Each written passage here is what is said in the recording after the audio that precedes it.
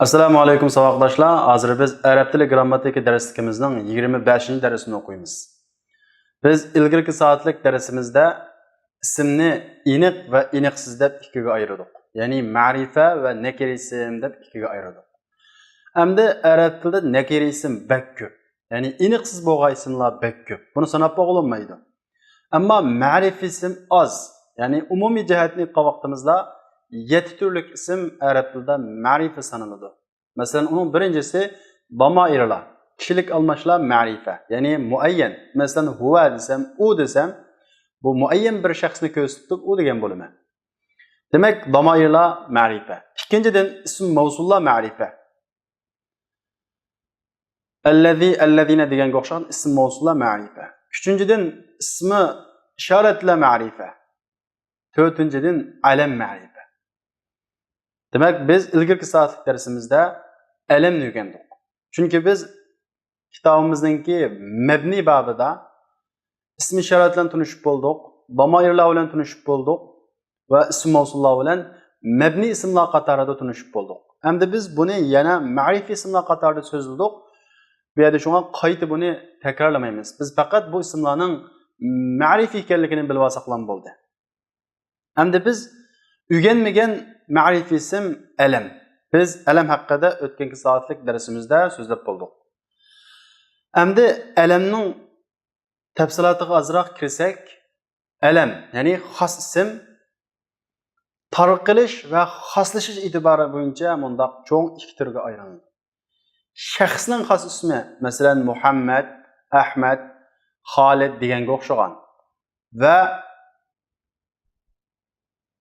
bir cinsning, bir türning xos ismi deb ikki cho'ng turga aylanadi. Masalan, bir cinsning bir türning xos ismi o'g'ini Fir'avn desam, butun Qibtiylik podshoh odamning hammasiga qartiladi. Demak, Qibtiylik podshoh odamga xos ism. Xoqon desam, turklarning ichidan podshohni biz Xoqon deymiz. Demak, turklarning podshohlarining xos ismi.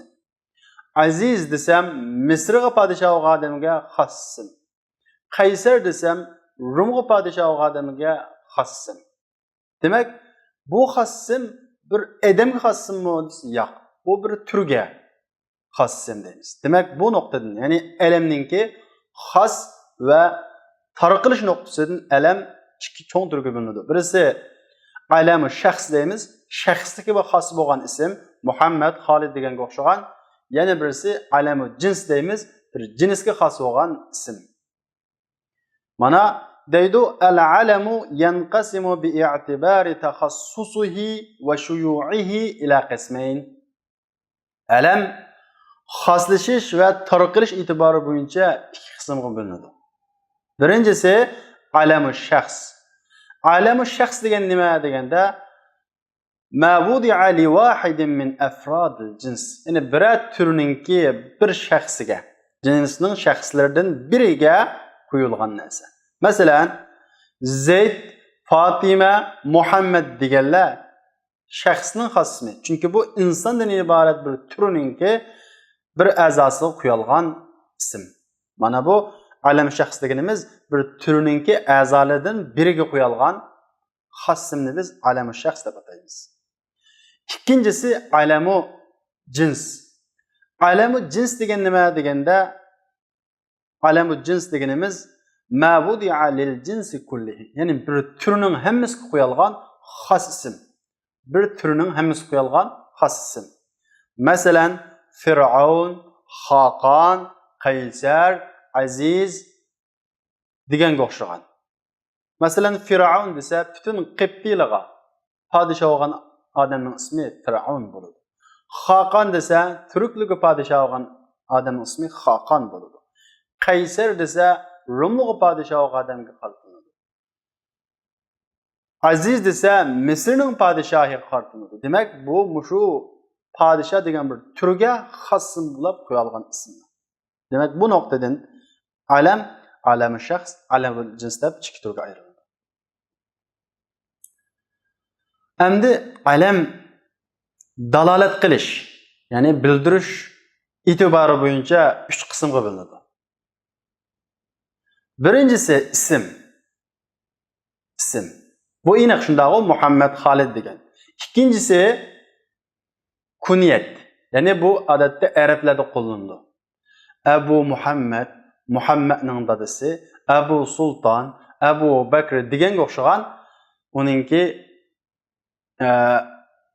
qizi yoki o'g'ilni atab turib, palonning dadasi deb atab turib qo'llanadigan bir kunyet.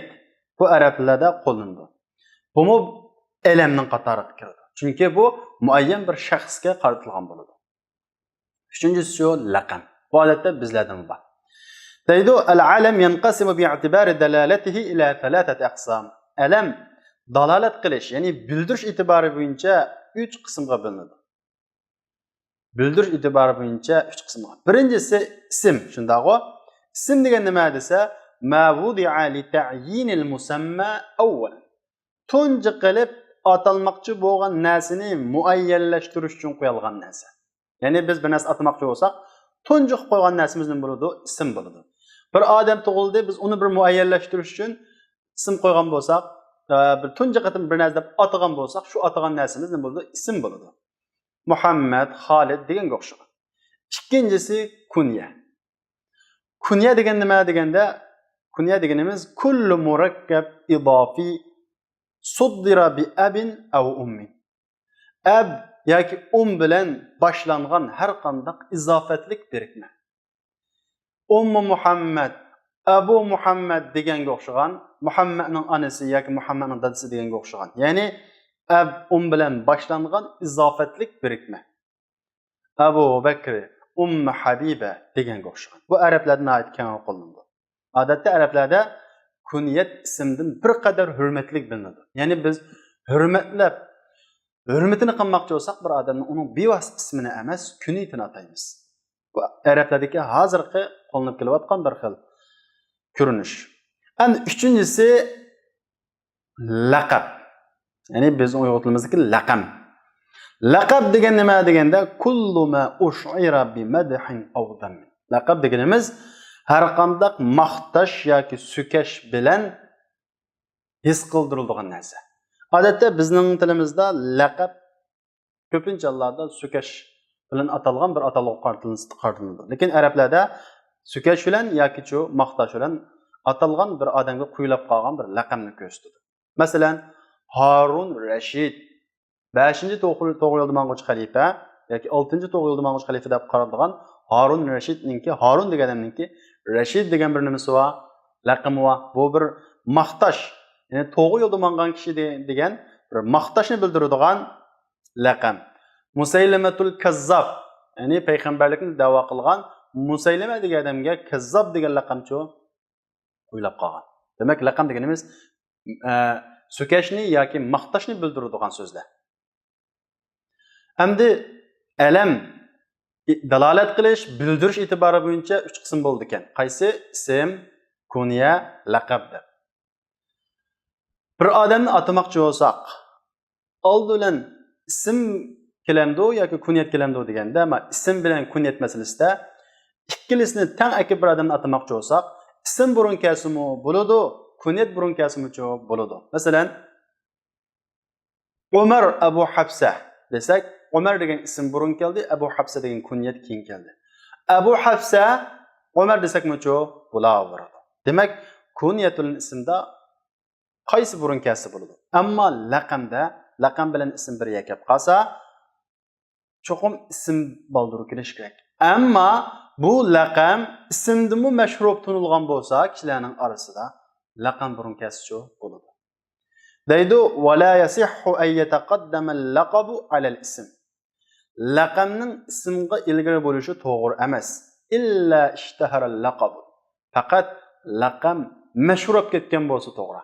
Xuddi Alloh taolaninki "Innamal masihu Isa ibn Maryam" degan bu oyatda Masih degan laqam Isa ibn Maryam degan ismni qanday keldi? Burun keldi. Chunki Masih deb mashhur bo'lib ketgan laqam bo'lganligi uchun yajuzu taqdimul ism alal kunya. Ismni kunyaga ilgari keltirsak to'g'ri. Shuningdek, kunyatni ismga ilgari keltirsak to'g'ri. Demak, kunyat bilan ism o'tirisida qaysini burun keltirsak to'g'ri. Masalan, Umar Abu Hafsa desak bo'ladi, ismni burun keltirib. Abu Hafsa Ömer desakmi çok bo'ladi. Hamda ma'rifiy ismlardan alamga aloqador bo'lgan qoidalar tugadi. Hamda biz ma'rifiy ismlardan al-ismul muqtaran bi al. Ya'ni odatda bir nakir ismga alif lam kirsa bu ism ma'rifiy o'zgaradi. Masalan, rajulun desak odam, kitobun kitob. Bu aniqsiz bo'lgan bir ism. Qaysi kitob, qaysi odam bilmaymiz. Ammo buning alif lam kirsa al-kitobu ar-rajulu bo'lsa, heliqi kitob, heliqi odam deb aniq holat ko'zlaydi. Qaysi heliqi? Bizning zihnimizda hozir bo'lgan heliqi. Endi bu zihnida hozir bo'lish bir qancha turlik bo'ladi, biz buni tuanda so'zlaymiz. Oldi bilan biz alif lam bilan birikkan ism haqida to'xtalsak, alif lam bilan birikkan ism degan qanday ism deganda ismun sabaqathu al fa'adathu at-ta'rif fasara ma'rifa an kana ba'da an-nakira.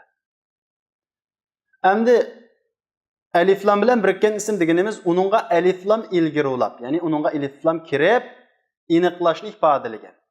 An bu ma'rif bo'lgan nakirdan keyin, asli nakirak holatidan keyin ma'rif bo'lgan. Masalan, ar-rajulu al-kitabu al-bayt. Heliqi kitob, heliqi odam, heliqi uy degan o'xshagan. Endi alif lam kulluha harfu ta'rif. Hammasi nima buningki alif lamninki ta'rif harfi. Ya'ni aniqsizni aniq o'zgartiradigan harf. Endi bu eldagi hamza, hamzatul vaslimi yoki hamzatul qat'imi deganda oldidan hamzatul vasl degan nima, hamzatul qat'i degan nima? Buning uchun tushunsak, hamzatul vasl deganimiz so'zning beshida kelganda o'qiladigan, ammo beshiga bir harf yoki bir ism kelib qolsa, ulab o'qilmay ulib ketadigan hamzani biz hamzatul vasl deb ataymiz. Masalan, ibnun desak, ibnun degan bu so'zning oldidagi hamzani biz hamzatul vasl deb ataymiz. Bu ibnun deb oldida hech qanday bir so'z harf kelmagan vaqtida o'qiladi, ammo oldiga so'z yoki harf kelib qolsa, bu hamza o'qilmaydi. Masalan, vabnun deymiz, vo kelib qoldi. Alif talaffuz qilinmadi. Muhammadubnu deymiz, dalni ba harfiga bevosita qo'shdik. Alif bu yerda qana qilmadi, talaffuz qilinmadi. Demak, hamzatul vasl deganimiz yoziladigan, lekin beshiga hech qanday harf yoki so'z kelmasa o'qiladigan, ammo beshiga harf yoki so'z kelib qolsa, o'qilmay qo'shib o'qilinib ketadigan hamzani biz hamzatul vasl deymiz. Hamzatul vaslniki ustiga yoki ostiga kichik hamza yozilmaydi. Ammo hamzatul qat'i degan nima deganda, hamzatul qat'i deganimiz bu meyli cümlenin beşida kelsin, meyli uning beshida so'z yoki harf kelsin, o'qiladigan, qat'iy o'qilishdan tushib qolmaydigan hamza. Buningki beshida yoki ostida kichik hamza yozilgan bo'ladi. Masalan, Ahmad desak, bu Ahmad degan ismning beshidagi hamza hamzatul qat'i. Bu hamzatul qat'i beshiga harf kelsin, o'qiladi. Masalan, va Ahmad deymiz. Va Ahmad degan olmaydi. Va Ahmad degan olmaydi. Agar ism hamzatul vasl bo'lgan bo'lsa, qo'shilib qo'ydik. Masalan, vabnun, vasmun deganga o'xshagan. Demak, Ahmadning beshidagi hamza qanday hamza? Hamzatul qat'i. Demak deydi, endi bu ismga kirgan alif lamdagi alif, ya'ni uning hamzasi hamzatul qat'i deydi. Ya'ni o'qiladigan hamza asli. O'qiladigan hamza. Wasalat. Wasalat degani hamzatul vasl bo'lib ketdi, likathratil isti'mal alal arjah. İşletishning ko'p bo'lganligi tufayli hamzatul vaslga o'zgarib ketgan. Kuchli ko'z qarashga asoslanganda. Aslida hamzatul qat'i edi, ammo hozir qanday hamzatul vasl. Ko'p ishlatganligi tufayli hamzatul vasl bo'lib ketdi. Shuning uchun var-rajulu deymiz. Va ar-rajulu demaymiz. Demak, talaffuz qilinmaydi. Qanday hamza? Hamzatul vasl. Hamda bu yerda biz alif lamning bir gapini chiqarib qoldik. Ya'ni heliqi degan gapni qo'shamiz deb. Bu nima uchun bunga heliqi degan gapni qo'shamiz deganda, endi al-muarrafa qisman. Bu aniqlig'uchi, bir aniqsiz ismni aniqlig'uchi bo'lgan bu alif lam ikki qism bo'ladi. Birinchisi al-ahdiyya. Al-ahdiyya. Endi al-ahdiyya degan bir zihnida hozir bo'lgan al degan bir ma'noni bildiradi. Endi al-ahdiyya bundaq oldi bilan al-ahdu zikri bo'ladi. So'zlangan bir ahdi uchun bo'ladi. Bu al-ahd lil ahd zikri so'zlangan zikr degan nima gap deganda, masalan,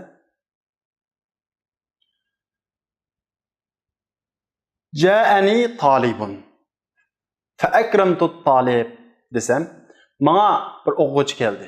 Ama ja'ani talibun, menga bir o'quvchi keldi. Fa akramtu talib, men o'quvchini mehmon qildim desam, hurmatladim desam, fa akramtu talib. Fa akramtu talib degan bu ikkinchi jumladagi at-talibda nima bor? Alif lam bor. Endi buni tarjima qilgan vaqtimizda birinchisida menga bir o'quvchi keldi deymiz. Iniqsiz holatda bir o'quvchi, iniqsiz. İkinci cümlede fa akramtu talib. O heliqi o'quvchini hurmatladim. Nima uchun buni heliqi o'quvchi deb tarjima qilamiz? Chunki ikkinchi at-talibda alif lam bor. Bu yerdagi alif lamni heliqi deb tarjima qilamiz. Qaysi heliqi? Ja'ani talibun. Chunki men bayatdan gapini qilgan o'quvchi, ya'ni heliqi o'quvchi degani bayatdan menga keldi degan o'quvchi deganni bildiradi.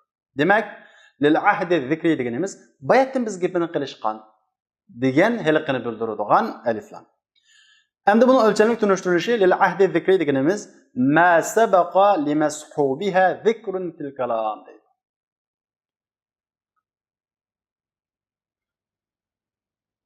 Uning hamrohiga jumlada gapi bo'lgani, ya'ni uning gapi jumlada ilgari bo'lgani.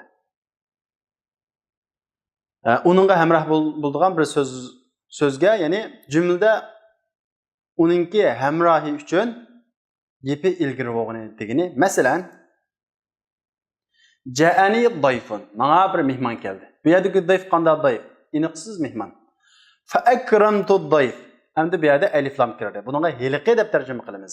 Heliqi mehmonni hurmatladim.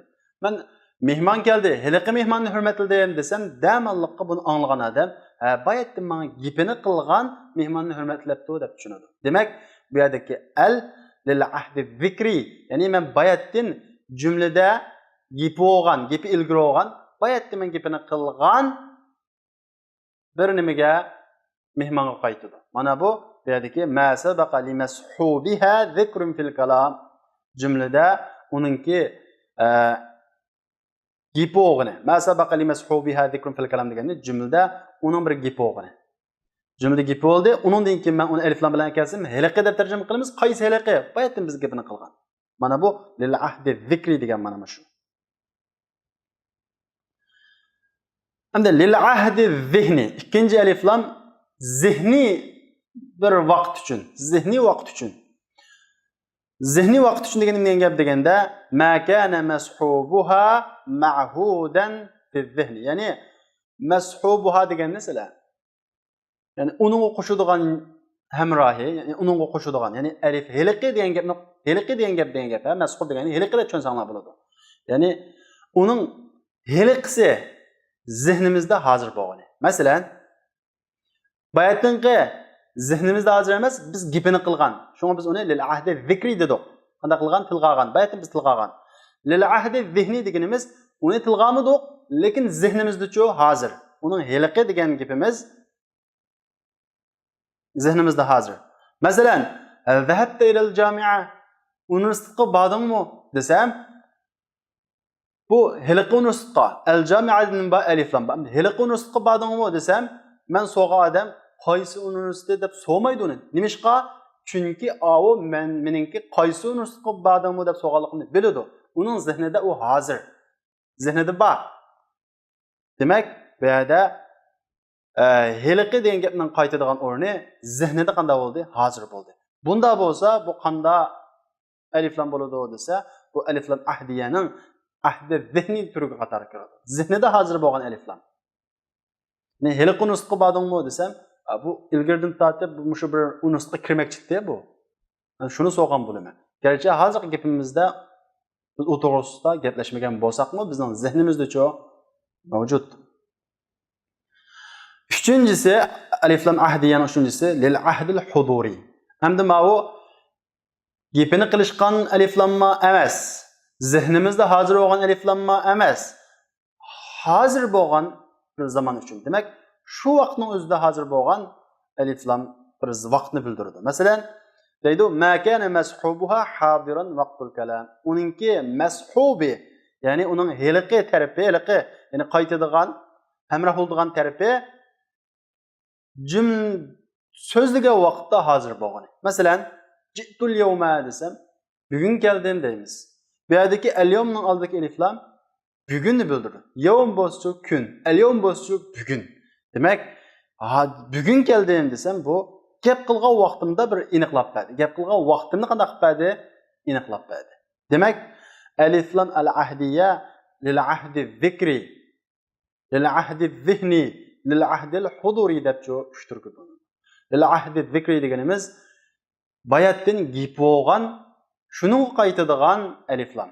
Heliqi, qaysiliqi bayatdan gap bo'lgan. Lil-ahdi zihni deganimiz zihnimizde hazır bo'lgan heliqi. Ya'ni men birisqa heliqi jamiya desem, buning bayatdan biz gapini qilishmidik, lekin zihnimizda ikkilimiz shu bilimiz. Lil-ahdi al-huduri deganimiz gap qilgan vaqtimizda ham hazırlıqni bildiradigan elif lam. Cittul yawmasin bugun keldim deganga o'xshaydi. Ma kana mashubuha hadiran vaqtul kalam. Endi el bu iniqlig'ich el biz cho'ng jihatda ikki turga bo'linadi degan, birisi al-ahdiyya. Bu al-ahdiyya uch turlik bo'ladi. Lil-ahdi zikri, lil-ahdi zihni, lil-ahdi al-huduri. Endi ikkinchisi-chi desa al-jinsiyya. Yani mahiyetning alifi. Endi bu al-jinsiyyamu, alif lam jinsiyyamu uch turlik bo'ladi. Birinchisi haqiqat va mohiyatni bayon qilish uchun keladigan alif lam. Biz bu alif lamga heliqi degan tarjimani bermaymiz. Biz al-ahdiyaning uchulisga heliqi degan tarjimani beramiz. Lil-ahdil huduridan boshqa. Nimishqa birinchi heliqi biz bayatin gapini qilishgan heliqi, ikkinchi lil-ahdi zihni degan heliqi bu ikkimizning zihnida hozir bo'lgan heliqi deganni bildiradi. Ammo lil-ahdil huduri deganimiz bu hozirgi navbatda gap qilayotgan vaqtimdagi bir aniqlashni bildiradi. Endi al-jinsiyya uch turlik bo'ldi. Bunun birincisi haqiqat va mohiyatni bayon qiladi. Bunun tarjimasiga biz mohiyati, haqiqati deb tarjimani qo'shsak bo'ladi. Heliqi emas. Endi bu haqiqat va mohiyatni bayon qilish uchun bo'lgani va hiyallati la takhlufuha kul. Endi buningga hammasi degan tarjimani bermaymiz. Ya'ni buningga kul izbasar bo'lanmaydigan aliflar. Demak, buningga hamma degan tarjimani bermaymiz. Nima degan tarjimani beramiz? Heliqi, mohiyati degan tarjimani beramiz. Mahiyeti degan tarjimani beramiz, heliqi yoki hamma degan tarjimani bermaymiz. Masalan, al-insanu hayvanun natiq. Endi insonning oldida alif lam keldi. Bu alif lam qanday alif lam desa, bu al-jinsiyya. Bu al-jinsiyyaning qaysi turi desa, li bayanil haqiqa val mahiya. Haqiqat va mohiyatni bayon qilish uchun kelgan. Bunun tarjimasida al-insanu hayvanun natiq. İnsan sözlügüçü bir hayvan desek, insanın mahiyeti sözlügüçü hayvan. Demek böyle mahiyet degan tarjimani qo'shsaqchi bo'ladi. Chunki so'zligich hayvon deb insonning nimasini bayon qilmoqchi bu yerda mohiyatini, xarakterini bayon qilmoqchi. Al-jinsiyyaning ikkinchisi li-istighraqil jinsi haqiqatan. Endi jinsni haqiqiy jihatda o'z ichiga olish uchun, bir butun jinsni qanday qilish uchun o'z ichiga olish uchun. Endi buningga kul degan tarjimani qo'shamiz, ya'ni hamma degan. Deydi, "Va hiyallati takhlufuha kul." Yani o kul izbasar bo'ldigini. Yani şu elif lamning o'rniga kul izbasar bo'ldi degani kul ma'nosida bersak bo'ldi. Şu elif lamning o'rniga. Bu haqiqiy mohiyat jihatda jinsni umumiylikni, jinsning umumiyligini bildirish uchun. Masalan, xuliqal insanu da'ifa. İnsan ojiz yaratildi. Al-inson deganning oldidagi elif lam qanday elif lam? Al-jinsiyya. Al-jinsiyyaning qaysi turiga tava desa, istighraqil jinsi haqiqatan. Haqiqiy jihatda jinsni qanday qilish, o'z ichiga olish uchun. Shuning uchun buningda kul, hamma degan tarjimani qo'shib beramiz. Deymiz, xuliqal insanu da'ifa. İnsanning hammasi qanday qildi? Ojiz yaratildi. Demak, bu yerdagi al-insonning oldidagi elif lamga hamma degan tarjimani cho'p beramiz.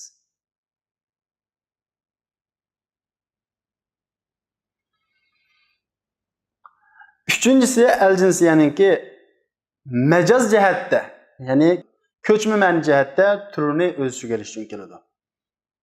Va hiya allati yashmilu sifatul afrad va khasaisihim.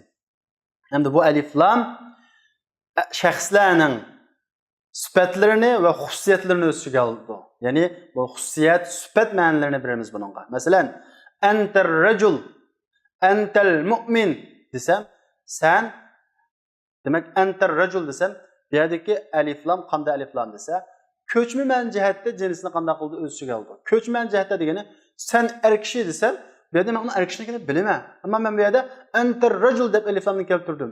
El jinsiyani. Bu nimani bayon qilib turdi deganda, ko'chman jihatda bu shaxsninki sifati va xususiyatini cho'p bayon qilib turdi. Shunga bunga enter racul degani ma'nosi senda haqiqiy er kishining xususiyati bor ekan degan. Entel mu'min desa, sen haqiqiy bir mu'minning senda cho'q xususiyati sifati bor ekan degan gap. Sen shunga bu yerdagi eliflamga senda haqiqiy bir mu'minning sifati bor ekan, xususiyati bor ekan, senda er kishining xususiyati bor ekan deb tarjima qilamiz. Demak, bu eliflam qaramoqqa hammasi eliflam bo'lgan bilan har birining turi bor, har birining ma'nosi o'xshamaydi. Ya'ni cho'ng jihatdan eliflamni ikkiga ayiramiz. Al-ahdiyya deb. Al-ahdiyya deganimiz bir vaqtning bildiradigan, ya'ni hiliqi degan tarjimasini qo'shamiz. Hiliqi degan tarjimasini. Bu al-ahdiyya 3 turlik bo'ladi. Birinchisi al-ahdu zikri. Gipi bo'lgan eliflam. Ya'ni hiliqi. Bu hiliqining bayatdan qanday qilgan gipi bo'lgan. Ja'ani dayfun fakramtu dayfa degan o'xshash. Lil-ahdi zihni deganimiz uningki hiliqining qaytadigan o'rni zihnida hozir bo'lgani. Lil-ahdil huduri deganimiz so'zlagan vaqtda u eliflamning qaytadigan o'rni hozir bo'lgani. Ya'ni mas'hubni eliflamning qaytadigan o'rni deb tushunsangiz. Endi eliflam jinsiyat desa, bu birinchidan haqiqat va mohiyatni bayon qilish uchun keladi. Uningga haqiqat, mohiyat deb tarjima qilamiz. Al-insanu hayvonun natiq. Inson degan bir so'zligicha hayvon desak, insonning mohiyati so'zligicha hayvon degan gap. İkincisi cinsni, ya'ni bir turini haqiqiy jihatda, amaliy jihatda o'z ichiga olish uchun. Buningga kul hamma degan ma'no beramiz. Xuliqal insanu da'ifa. İnsanning hammasi qanday yaratildi? Ojiz yaratildi. Üçüncüsü el-jinsiyaninki ko'chman jihatda jinsni o'z ichiga olish uchun bu odatda shaxslarning sifat yoki xususiyatlarini o'z ichiga olganini bildiradi. Antar rajul, antal mu'min desam, sen haqiqiy bir mu'minning sifati bor ekan. Senda haqiqiy bir erkakning cho'q sifati bor ekan deganini bildirdi. Bu yerdagi aliflam. Endi al-mavsula. Bu alning yana bir turi bor. Bu odatda ismi fa'il, ism maf'ullarning beshiga kiradi. Buni biz al-mavsula deb ataymiz. Al-mavsula va hiya ad-dakhila ala asma'il fa'ilin vel maf'ulin. Mavsul bo'lgan aliflam. Aliflamning o'zi ism mavsulning o'rnida turadi. Bu ismi fa'il va ism maf'ullarga kiradi. Amma ziyoda qiladigan bir turlik al bor. Ziyoda qiladigan bir turlik aliflam bor. Bu ikki turlik bo'ldi. Birinchisi lazima. Cho'qim bu ziyoda kamisi bo'lmaydigan aliflam. Masalan, allazidagi aliflam. Ism mavsul allazidagi aliflam. Buni ziyoda aliflam deymiz. Bu ism mavsulninki aniqlagan aliflam demaymiz buni. Ziyoda aliflam. Ammo cho'qim buni akamisak bo'lmaydi. Buni tashlasak bo'lmaydi. Al-Madina, Madina Munawvaradagi buni cho'qim kamisi bo'lmaydi. As-Sumu bunun da aliflamı çok kemmiş olmaydı. Ve ikinci türü çoğulsa gayri lazime.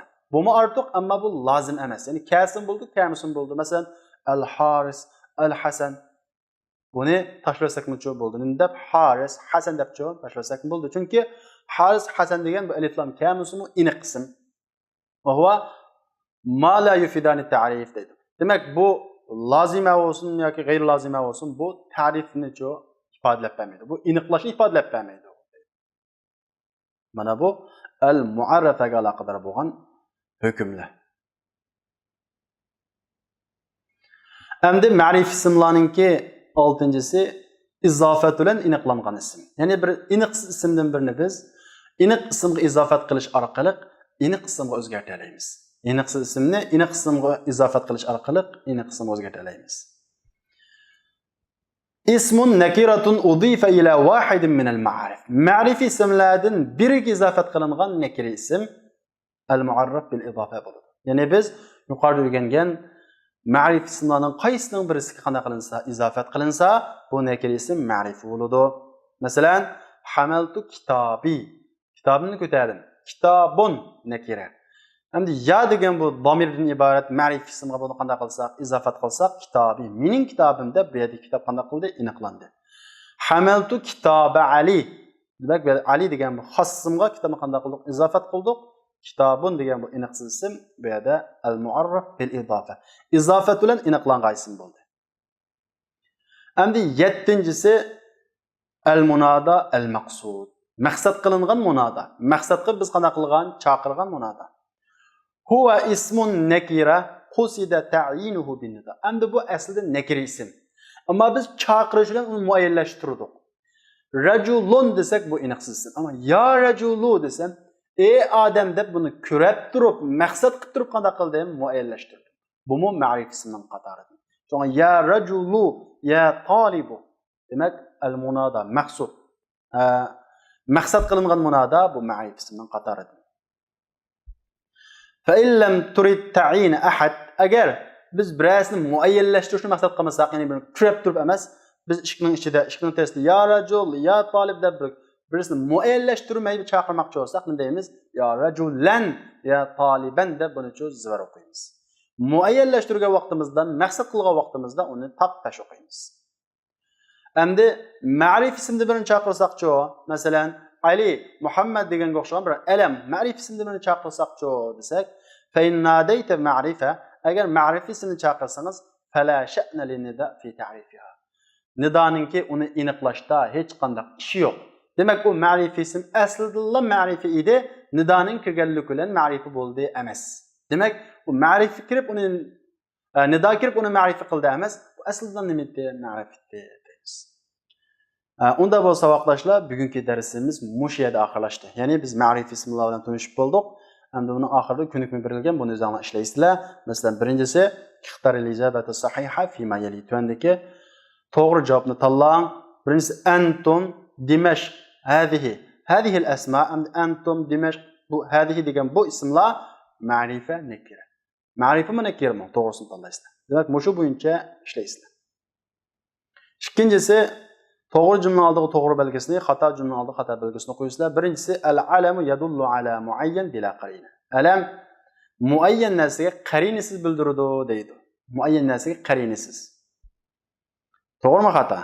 Ikkinchisi al-murakkabul izofiy bo'lgan murakkab, uning birinchi parchasi jumlalik o'rniga qarab i'rob beriladi, ikkinchi parchasi zirg'i mabni bo'ldi deydi. To'g'rimi xato? Demak, hammasi agar to'g'ri bo'lsa, to'g'ri, xato bo'lsa, xato belgisini qo'yisizlar. Unda bo'lsa vaqtdoshlar, bugungi darsimiz mush yerda oxirlashdi. Kelarki soatlik darsimizni ko'rishaylik. Assalomu alaykum.